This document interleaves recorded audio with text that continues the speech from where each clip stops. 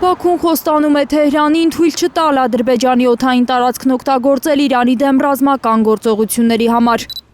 Կես տարի առաջ Իրано-իսրայելական պատերազմի երկրորդ օրը տված խոստումը Ադրբեջանի գլխավոր դիվանագետը հինգշաբթի կրկնել է իր իրանցի պաշտոնակցի հետ հեռախոսազրույցում։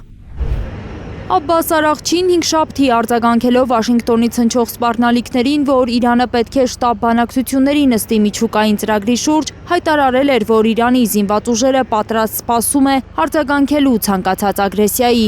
Անցած տարվա 12-օրյա պատերազմից հետո մեծացրել են իրենց կարողությունները։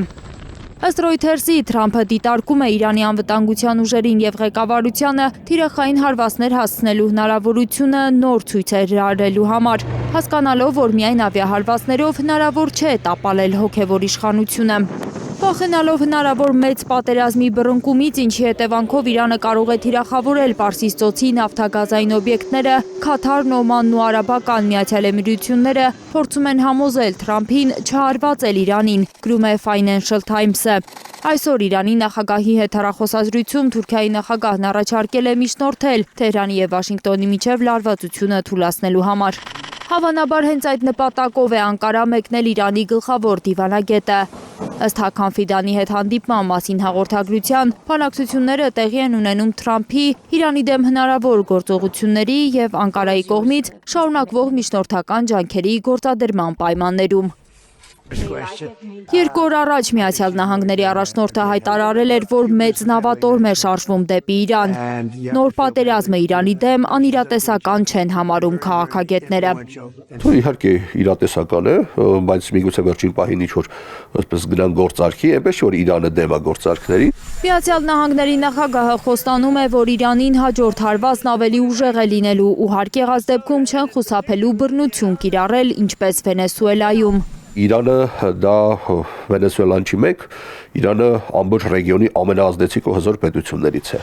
Քաղաքագետը չի բացառում նաև, որ Վաշինգտոնից այդ հայտարարությունները հնչում են Թեհրանին բանակցությունների սեղանի շուրջ նստեցնելու համար։ Ուժի ճնշման ներքո փորձում են Իրանի գործարքային այսպես հավակնությունները, ամբիցիաները, հրթիռների եւ միջուկային հետազոտությունների մասով նվազագույնի հասցնել։ Թեհրանն էլ ձեռքերը ծալած չի նստում։ Ըստ Ալ Ջազիրայի Իրանը հայտարարել է Հորմուզի նեղուցում մարտական հրաձգությամբ զորավարժություններ անցկացնելու մտադրության մասին։ Դրանք անցկացվեն փետրվարի 1-ին ու 2-ին։ Իրանի իշխանությունները ծանուցումներ են ուղարկել նեղուցի ջրային տարածքում գտնվող նավերին, տեղեկացնելով, որ հրաձգությունն ու ռազմանավերի ակտիվ տեղաշարժը կարող են բարդացնել քաղաքացիական նավերի անցումը։ Հորմուզի նեղուցը ռազմավարական նշանակություն ունի, այն միակ ճանապարհն է երրորդ երկրներին, մասնավորապես Միացյալ Նահանգներին, գազ ու նավթ մատակարարելու համար։ Զորավարժություններն այս նեղուցում մեսիջ են Միացյալ Նահանգներին, որ հարձակման դեպքում կարող է փակվել ռազմավարական ճանապարհը։ Իրանի դեմ միայն Միացյալ Նահանգները չի լինելու, բոլոր ռեգիոնալ պետությունները, նրանք ովքեր արևմտյան այսպես ֆորմատի ներքո են ինքնադրսևորվելու եւ Իսրայելի հետ ֆորմալ կամ ոչ ֆորմալ աջակիցներ եւ դաշնակիցներ են, բոլորը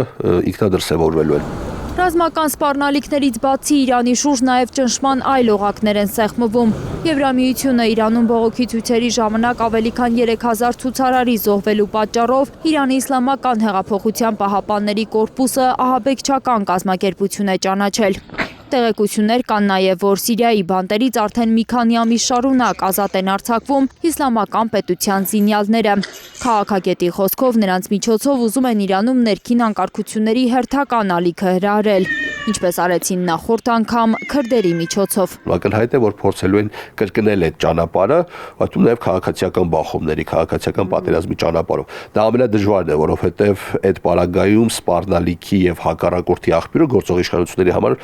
բավական ոչ հստակ է դառնում, հա։ Երբ որ արտաքին ագրեսիային են իրանք դիմակայում, դա հստակ հասկանալի է, բայց երբ որ ներսից է խնդիրը, դրան դիմակայելը բավական դժվար է։ Իրանի հետախուզական կառույցների համար նույնպես դա կարող է մեծ դժվարություններ առաջացնել, որքան էլ նրանք հզոր են ու շատ գործիքակազմերի են տիրապետում, կարծում է քաղաքագետը, բայց նրանք հավանաբար արդեն պատրաստվում են այդ հավանական սցենարին։ Լիլիթ Սարգսյան, Կարինե Մանգասարյան, Հարություն Մաթևոսյան, Հայլուր։ Հայաստանում եւ աշխարհում տեղի ունեցող իրադարձությունների մասին առաջինը իմանալու համար բաժանորդագրվեք մեր ալիքին։ Սեղմեք զանգակը, որ բաց չթողնեք ամենահրատապը, ամենակարևորն ու հետաքրքիրը։